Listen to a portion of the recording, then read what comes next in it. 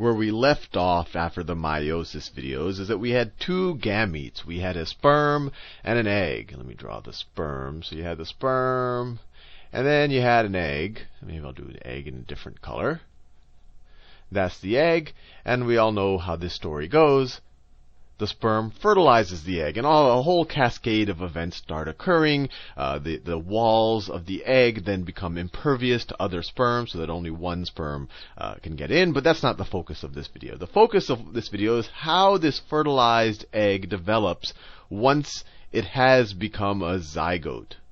So after it's fertilized, you're now, so we remember from the meiosis videos that each of these were haploid.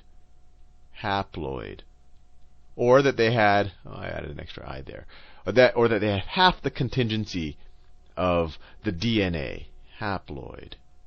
As soon as the sperm fertilizes this egg, now all of a sudden you have a diploid zygote. Let me do that. So now, let me pick a nice color. So now you're going to have a diploid zygote that's going to have a 2n complement of the DNA material, or kind of the full complement of what a normal cell in our human body would have. So this is diploid, and it's a zygote, which is just a fancy way of saying the fertilized egg. And it's now ready to essentially turn into an organism. So immediately after fertilization, this zygote starts experiencing cleavage. And that's, well, it's experiencing mitosis, that's the mechanism, but it doesn't increase a lot in size. So it just, this one right here will then turn into, it'll just split up via mitosis into two like that. And of course these are each 2n, and then those are going to split into 4. Like that, and each of these are all have the same exact genetic complement as that first zygote, and it keeps splitting. And this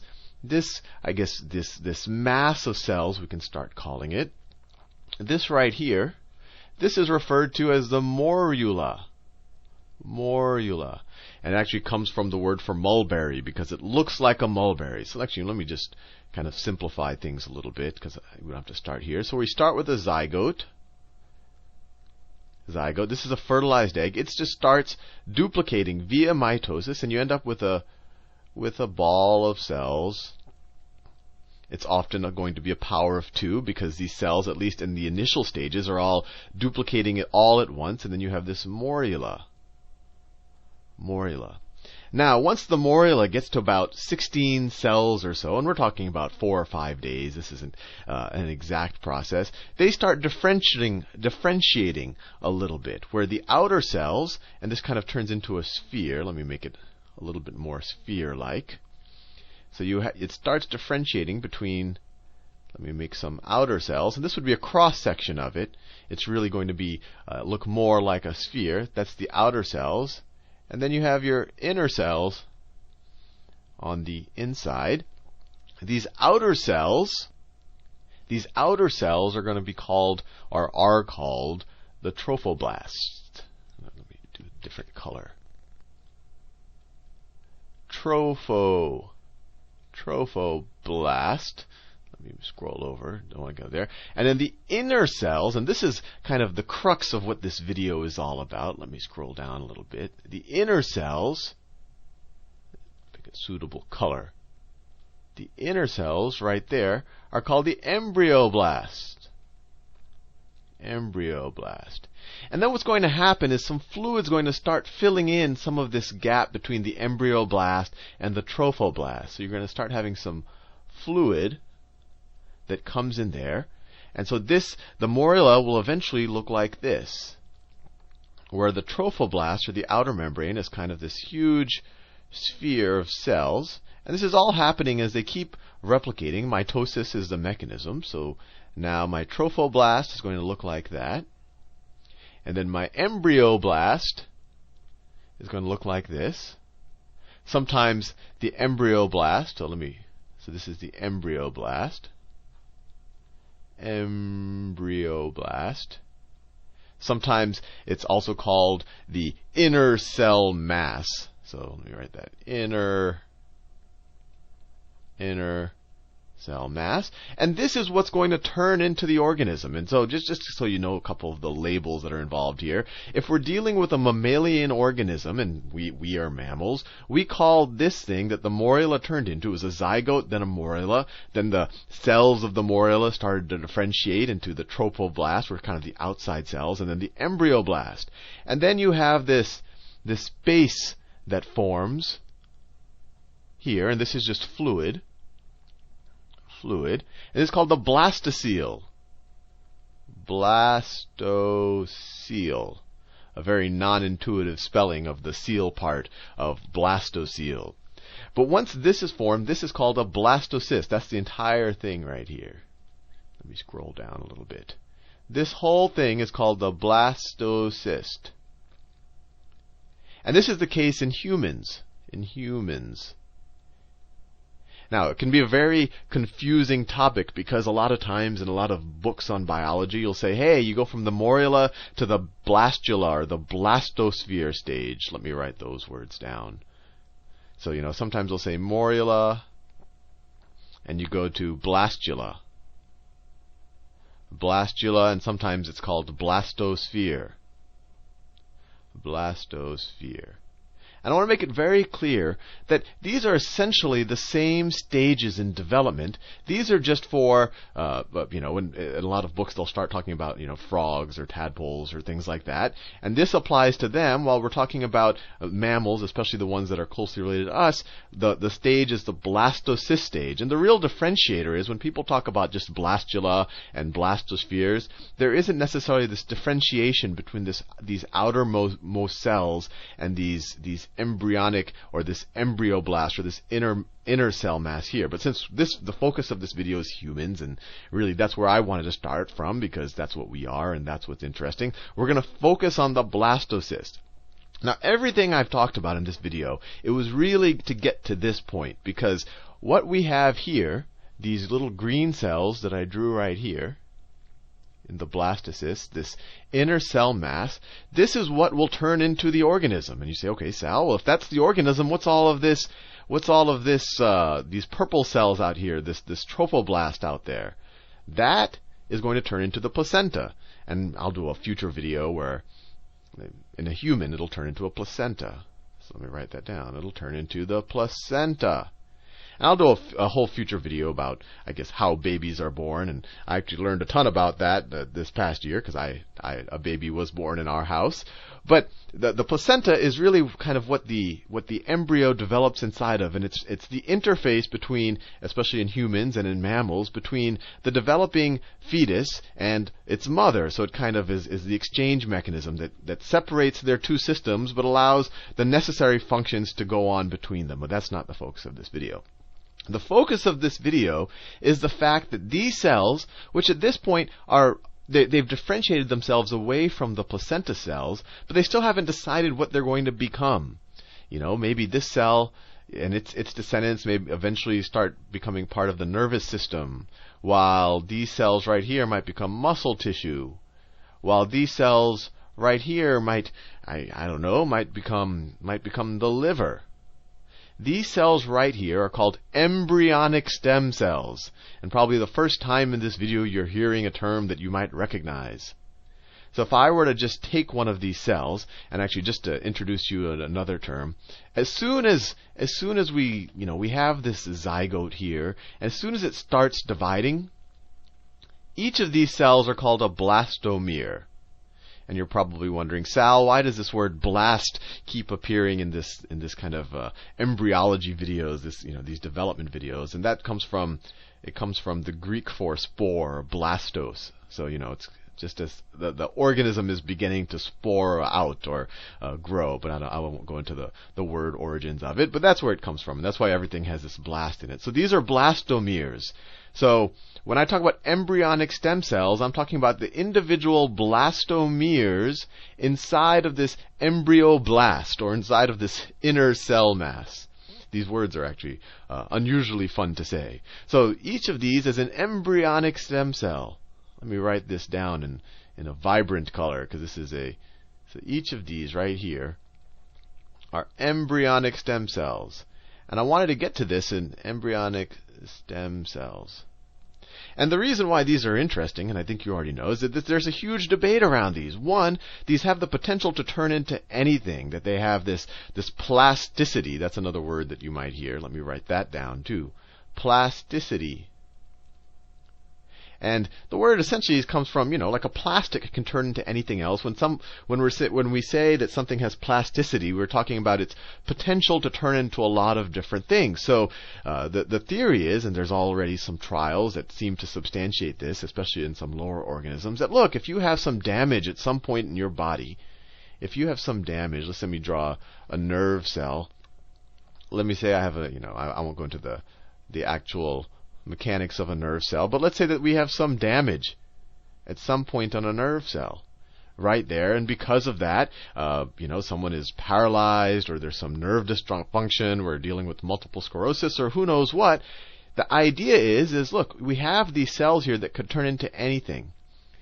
That could turn to anything, and we're just really understanding how it knows what to turn into. It really has to look at its environment and say, hey, what are the guys around me doing? And maybe that's what helps dictate what it does. But the idea is you take these things that could turn into anything and you put them where the damage is. So you layer them where the damage is, and then they can turn into the cell that they need to turn into. So in this case, they would turn into nerve cells.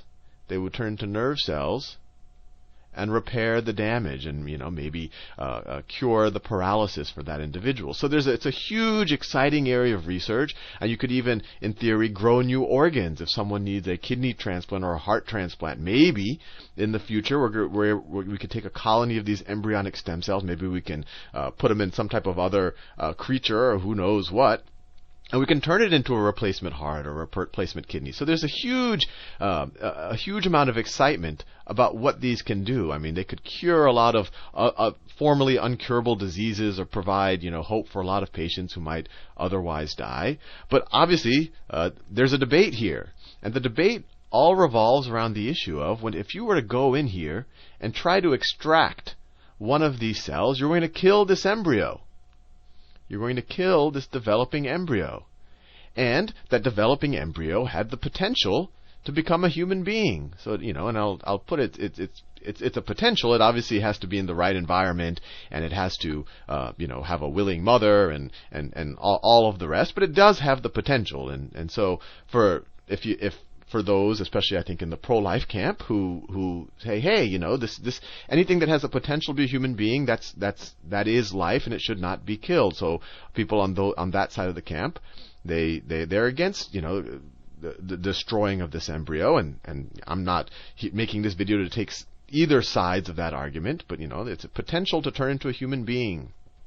It's a potential, right? So obviously there's a huge amount of debate, but now in this video what people are talking about when they say embryonic stem cells. Well, and obviously the next question is, hey, well, why don't they just call them stem cells as opposed to embryonic stem cells? And that's because in all of our bodies, you do have what are called somatic stem cells. Let me write that down. Somatic, or adult stem cells.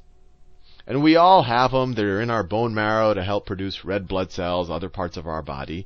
But the problem with somatic stem cells is they're not as plastic. So not as plastic. Which means that they can't form any type of cell in the human body. There's an area of research where people are actually maybe trying to make them more plastic. And if they are able to take these somatic stem cells and make them more plastic, it might maybe kill the need to have these embryonic stem cells. Although if they do this too good, maybe these will have the potential to turn into human beings as well. So that could become a debatable issue. But right now, this isn't an area of debate, because left to their own devices, a somatic stem cell or a adult stem cell won't turn into a human being, while an embryonic one, if it is implanted in a willing mother, then of course it will turn into a human being.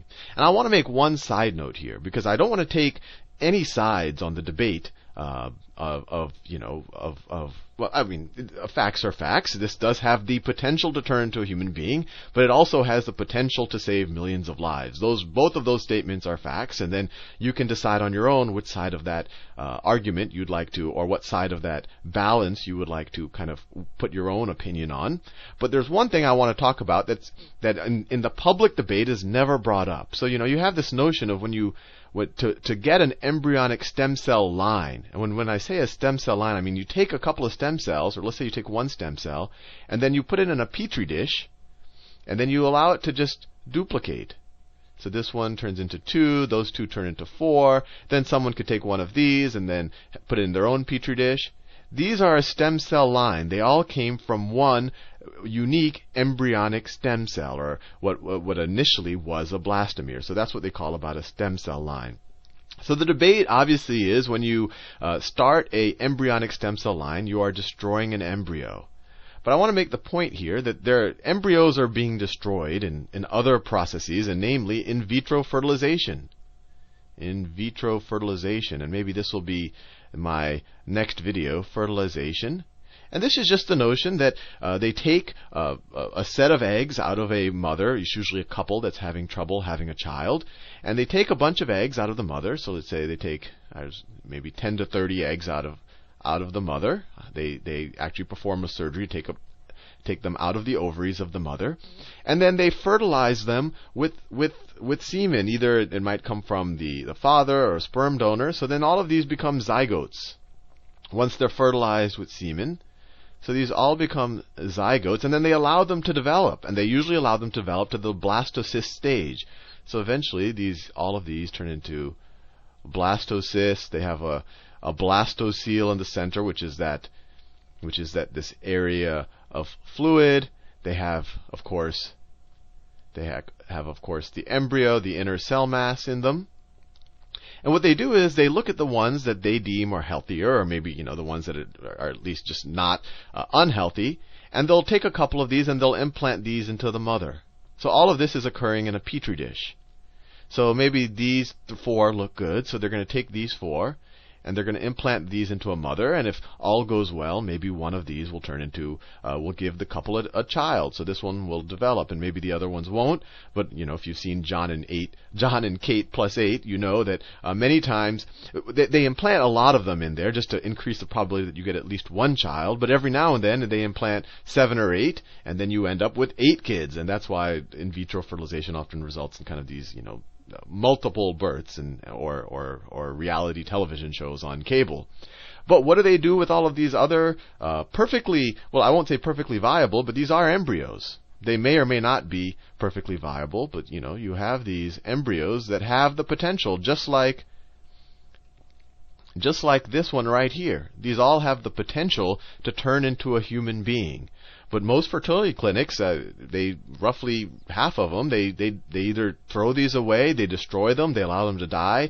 A lot of these are frozen, but just the process of freezing them kills them, and then thawing them kills them again. So most of these, the process of in vitro fertilization, for every one child that has a potential to develop into a full-fledged human being, you're actually destroying tens of very viable embryos. So at least my take on it is, if you're against, and I generally don't want to take a side on this, but if you are against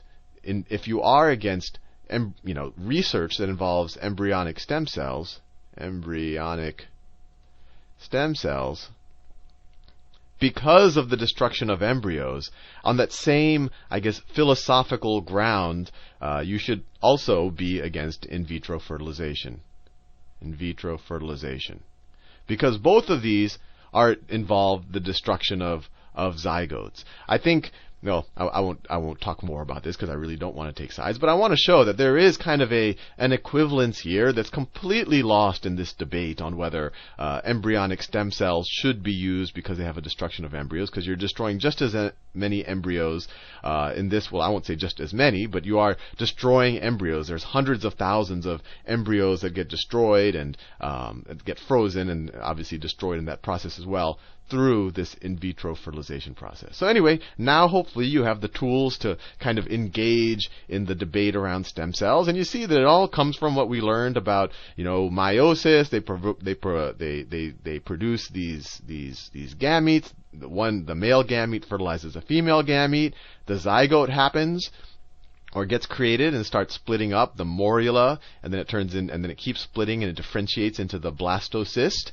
And then this is where the stem cells are. So you already know enough signs to engage in kind of a very heated debate.